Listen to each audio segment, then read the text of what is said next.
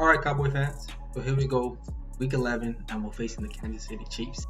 This is the game that we have all circled on our calendar, and I don't know if you're anything like me, but I circled this on my calendar the day the schedule was released earlier this year. Okay, quick point here. Dallas opened as 2.5-point underdogs on the road against the Kansas City Chiefs. What does that actually mean, though? That actually means that Vegas sees the game pretty evenly, as do most people who discuss it. Vegas typically gives a 3-point edge to any home team. It's really about 2.8. It opened at 2.5. This is now Wednesday afternoon, and it is still at 2.5, so there isn't a lot of movement on the line. But of course, outside of the Vegas betting lines, there are things we can discuss in terms of what it is we see, what it is we may or may not expect or anticipate. So the Kansas City Chiefs. There's been a lot of talk about their early season struggles. There's been a lot of talk about the fact that maybe Patrick Mahomes is pressing a bit too much. The rhythm is off and the timing is off with him and the rest of the offense. What I noticed when I looked at the tape of the Chiefs is that there isn't any one thing to blame for their offensive struggles so far this season. As their offensive coordinator, Eric Bieniemy, said, the Chiefs right now are kicking the Chiefs' own asses. When I take a look at the Chiefs season in terms of the struggles, it actually reminds me of the game that the Cowboys struggled heavily against the Broncos. So what happened in that game, if you remember, is that the Cowboys kind of fell behind early, had some struggles, and then they started looking as though they were pressing, almost like they wanted to get 20 points in one drive and a touchdown in every pass. And you just dig yourself a deeper and deeper. And it seems as though the Chiefs were doing that. Chiefs' offensive line this year has graded out very well as per Pro Football Focus's grades. They've been extremely well in the run game. And there have been some struggles in pass protection, but a lot of that seems more to do with timing in terms of their communication with Patrick Mahomes and Patrick Mahomes' communication with his wide receivers. Because you see all of this pressing and trying to do so much on offense because of the struggles that they're having. And again, just like the Cowboys, now you're digging yourself deeper holes. The offensive line doesn't appear to have been outmanned or outmatched at all. Again, I think more than anything, some of the struggles are due to the timing of the overall offense. So what you saw against the Raiders now, when you see Patrick Mahomes getting the ball out faster, you see the receivers getting to their spots, the offensive line looks a whole lot better. In fact, one of the benefactors of the fact that they're getting that ball out faster was the running back, Darrell Williams. Against the Raiders, you'll see he had 9 catches for 101 yards, and that's because you're getting through your reads quickly, you're getting the ball out, the offensive line is able to protect you because timing is working out the way it is. Now, against the Cowboys, we're going to rely on Michael Parsons most likely to lock up that running back receiving the ball out of the backfield. Michael's done an excellent job limiting the amount of yards after catch that running back's able to get on these checks. What I would assume the Cowboys are going to do is what we've seen many other teams do. You're talking about 2 safeties up high. I'm thinking maybe Curse and Hooker. And they're just going to have to stay up top and take away everything deep. And then underneath, it's going to be important to rally and to tackle because we're going to be giving up a lot of short passes. We're going to be giving up a lot of dink and dunk passes. We don't want to allow the playmakers such as Tyreek Hill, Travis Kelce, and Mecole Hardman. We don't want to allow them to get a lot of yards after the catch. That's where these guys are dangerous if you're not giving them the big ball. Now, Travis Kelce, he's been taken out of some of the games this season when he's been manned up physically. And I think that is key. Now, Jordan Lewis did a great job against Kyle Pitts against Atlanta. After Pitts had about 4 catches for 60 yards, Lewis really locked him up and started batting down some of those balls and getting physical with him. So I think we're going to need to see that again this week against Travis Kelce. There were different games early in the season where when Kelce was manned up and wasn't able to get to the spot on time, Mahomes looked away from it. But what I noticed against the Raiders was that Mahomes evaded pressure a couple times and allowed Kelce another split second to get to that spot, even when he was being manned up physically. And then he was able to complete that pass. We're going to need to move Mahomes off the spot. We're going to need to make sure we're able to bring some pressure. Now, that's not going to be easy because, of course, the Chiefs do boast one of the better offensive lines in the league. We are without DeMarcus Lawrence. There is some hints about whether or not he'll be back soon, but I doubt it'll be this week. And Randy Gregory is also out. However, we did manage to do a good job rushing the passer against Atlanta. with Michael Parsons, Dorrance Armstrong, and company. So hopefully we. Now, if you look at the Chiefs' early season struggles, the interesting thing is that they are still first in the AFC West with a 6-4 record. So the first game was a victory at home against Cleveland, 33-29. This is when Cleveland was still good. So a 4-point win at home against a good team isn't anything to frown on. Their first loss was in their second game against the Baltimore Ravens in Baltimore. So losing a 1-point game at that to one of the better teams in the league. Again, we haven't seen much that we can say the Chiefs are a horrible team yet. Week 3, they lost at home to the Chargers. They lost that game by 6 points. The Chargers are a good team. They've had some struggles, but let's be honest, especially division games, we know that those are going to be tough. And the Chargers right now are 5-4, second in that division, so they're not a bad team. Following the game against the Chargers, they did exactly what they were supposed to do against the Eagles. They went on the road, beat them by 12 points. It was an easy win. They suffered another loss, this time again at home, but again against another good team, the Buffalo Bills. So a lot of the Chiefs' early season struggles, if you really think about it, it might be a bit overhyped because they're losing to good teams. They went on the road following the game against the Bills and blew the Redskins out of the stadium 31-13. Again, they're faced with the easy teams, they're rolling over them. So what we're seeing that's different about this Kansas City, they're not dominating everybody. They used to dominate everybody, but now they're not. Good teams are able to go toe-to-toe with them and come away with victories. The one real anomaly is the game against Tennessee. Tennessee absolutely pounded the Chiefs. They didn't score a single touchdown. They lost 27-3, and that is something we have not seen from Patrick Mahomes Chiefs. So now I think that's a big part of the reason everything's overhyped, because they have a record that doesn't look much like Patrick Mahomes and Andy Reid and the Kansas City Chiefs. And then this Tennessee team just absolutely makes you look like you don't even belong in the same league. Now everybody starts saying, wow, the Chiefs are no longer good. This is crazy talk. This Chiefs team is very good. But what happened the following few weeks? They go ahead and they struggle to get a win against a Giants football team that isn't very good. They only beat them by 3. Then they go ahead and narrowly beat the Green Bay Packers without Aaron Rodgers.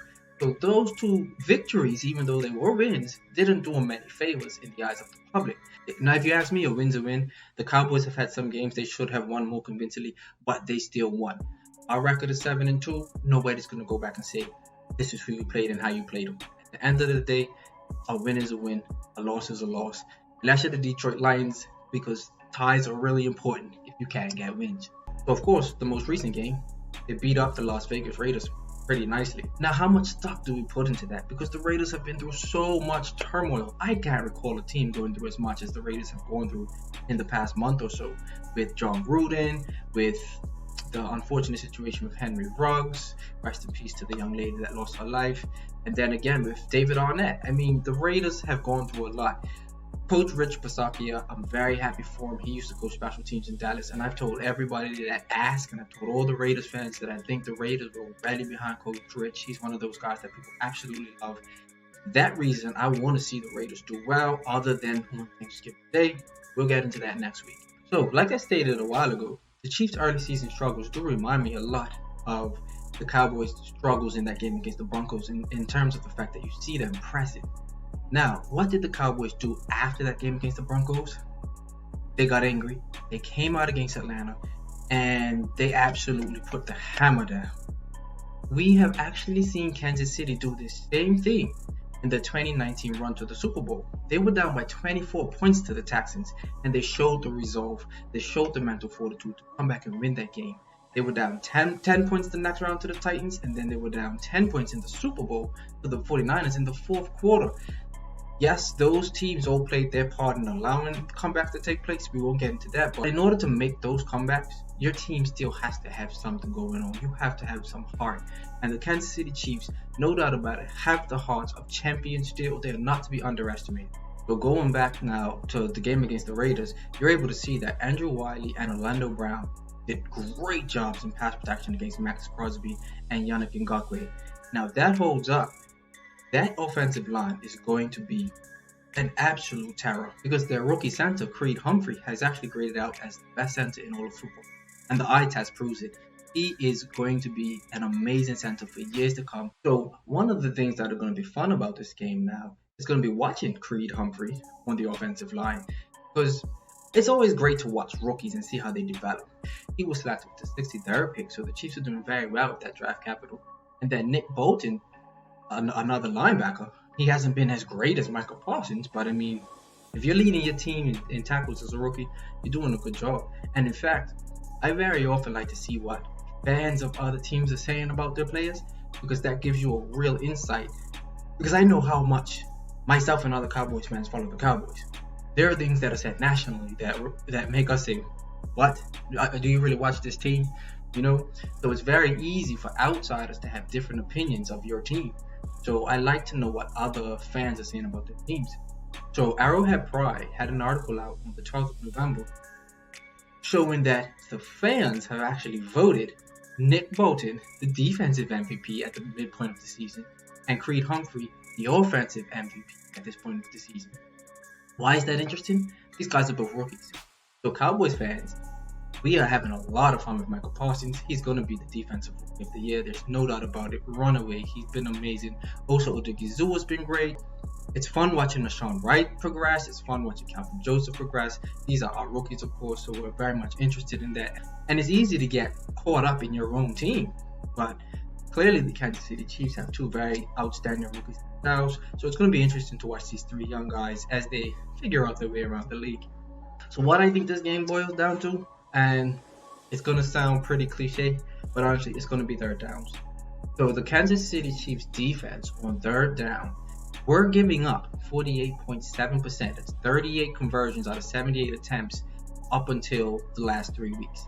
The last 3 weeks, they've done a much better job. They gave up 4 for 12 against the Giants. They gave up 2 for 12 against the Packers and 1 for 9 against the Raiders. So what happens now is that 48.7% third down conversion turned into 29%. And you see they're on a 3-game win streak. It's a huge thing. We all know what third downs are. So they, in these last 3 games, have been getting off the field, which does a lot of things. You get a high-powered offense back on the field. You allow your defensive guys to rest, which is huge. But now, what does that mean against the Cowboys? The Cowboys have been a great third down team all season. What game did we do horribly in third down? Against the Broncos? And we were demoralized on national TV when our guys did not show up on third and fourth down. This last week against the Falcons, we turned it around, converted on third down, even converted on fourth down, where we were 3 for 3 against the Falcons and 0 for 4 against the Broncos. So third and fourth downs, as cliche as it sounds, is really where we're going to want to focus on in this game. I don't have a prediction as yet. If you're on the Cowboys site, you'll see what I've been saying early this week is that I think the Cowboys will win the turnover battle by 2 and then go on and win the game by 11. If we do force 2 more turnovers than the Chiefs, then by all means I would anticipate we will win the game by 2 scores. But I'll most likely have a more detailed prediction towards the end of the week where we know who's playing and who isn't. Tyron Smith also might be playing in this game, so we'll keep an eye on that. That's going to be huge for the Cowboys offense. I don't think the Chiefs defense, outside of third down, I don't think they're going to be able to stop the Cowboys offense. I think this offense is a very good one. I think this offense is very difficult to stop. The Broncos blueprint, that whole thing was laid to rest.